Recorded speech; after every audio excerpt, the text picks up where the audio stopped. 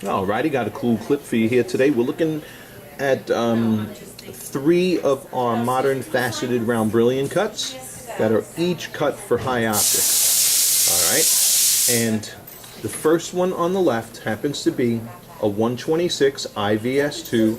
It's one of our Ascendancy Hearts and Arrows diamonds, meaning a 57 facet, standard 57 facet round brilliant cut to the pinnacle of perfection when it comes to precision in cutting or craftsmanship, as well as the rarest optics in light performance. Okay, so Ascendancy Hearts and Arrows, it just does not get better. Number two on the list here is a Solus Ferra Hearts and Arrows. The Solus Ferra Hearts and Arrows is a 91 faceted super ideal cut, and as you can see, another extremely bright diamond as well. Hearts and Arrows, a little more accentuating contrast.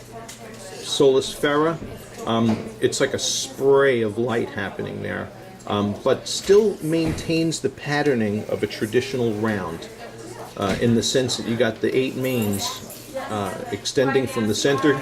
This one just has 10 mains extending from the center, and 0 light leakage in the Solus Ferras. Pagan, the optical technology, not just the optical technologies, but even the digital technologies like the Brilliant Scope, for example. But two different personalities of round, okay, that are similar, do have kind of similar patterning. You're going to see another difference when we see spotlighting. The third diamond in this lineup is a Star 129. A Star 129, as you can see, the patterning is different on a Star 129 from a Solus Ferra or Hearts and Arrows round. Okay, the reason for that is all of the 129, all of the extra facets on top of 57, adding up to 129, are all on the pavilion or the bottom of the diamond. So that's like adding a lot of little mirrors on the bottom of the diamond. So in diffused daylight, I'm sorry, not diffused daylight, indoor diffused lighting, like we're in right now, 5,000 degree Kelvin, you're going to see this spray of light happening in the Star 129 of many tiny reflections, just like you see here. All right.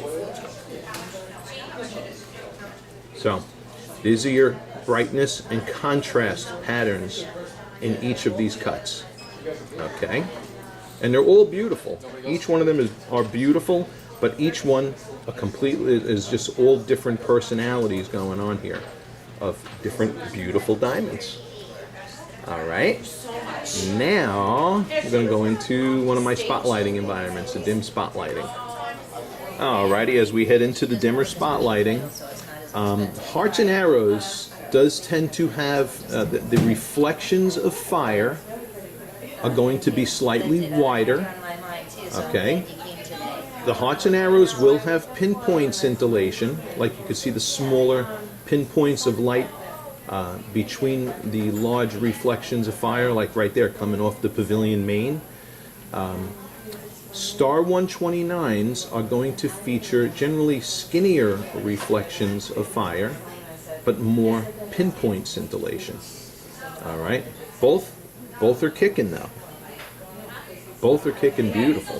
By the way, I mentioned that was the 126 IVS2 Hearts and Arrows. This is a 105 Solus Ferra in the weight, 105 ISI1. Okay, now it's in the spotlighting environment that a Star 129 really takes off, because of all the extra little mirrors on the pavilion.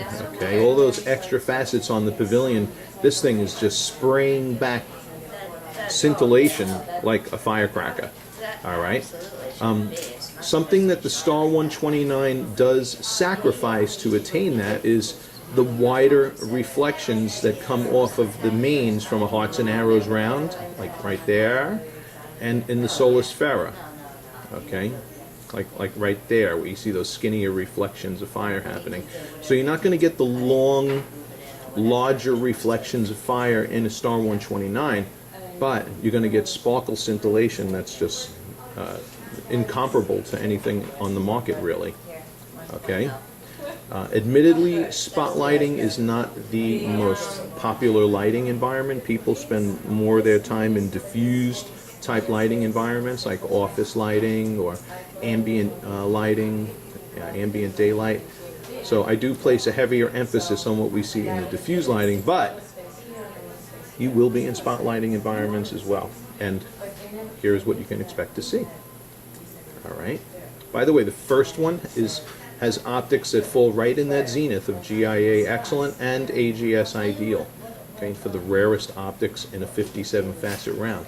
So, looking at this other, all this is good eye candy.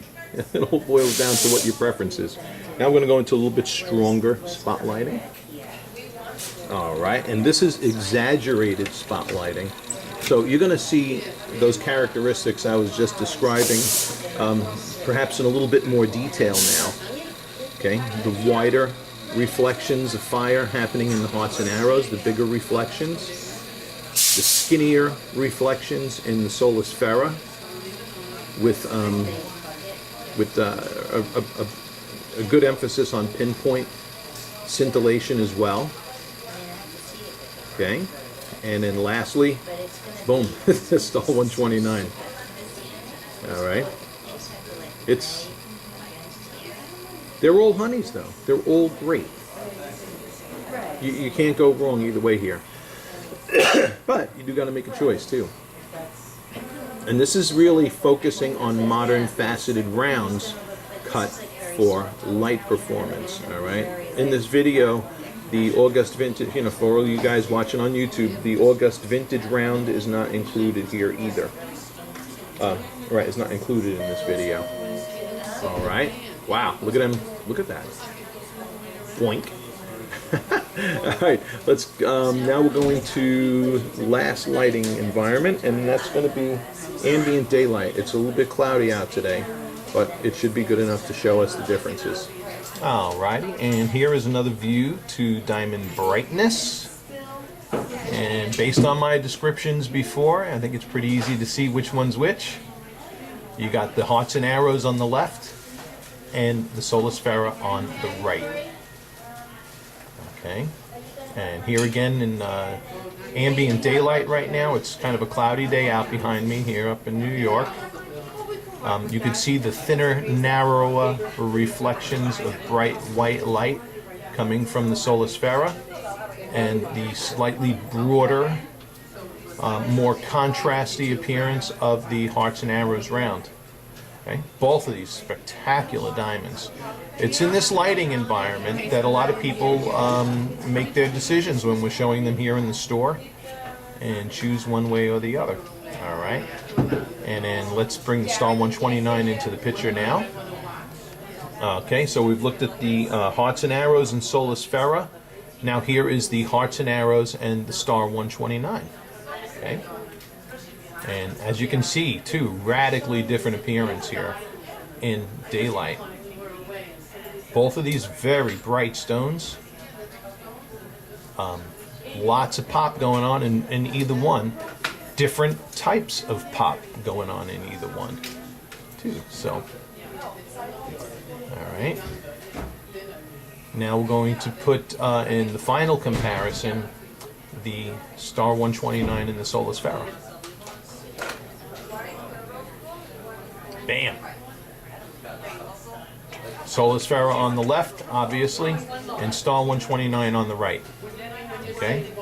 Now, see when I put that solar sphere in there, how at first you almost think it's a traditional 57 facet round, but you compare it to a 57 facet round and it's not. Okay, definitely a different optic, but similar patterning. Okay, and then the Star 120, the Star 129, radically different patterning. Alrighty, and that concludes this video. I hope that it's helped. You folks out there looking at modern faceted round brilliant cuts, you just saw a really good presentation and description of three of the finest modern round brilliant cuts that are cut for light performance. Alrighty, thank you for watching. Y'all hit subscribe if you want to learn more about diamonds. And yes, New Yorkers say y'all too. Bye-bye.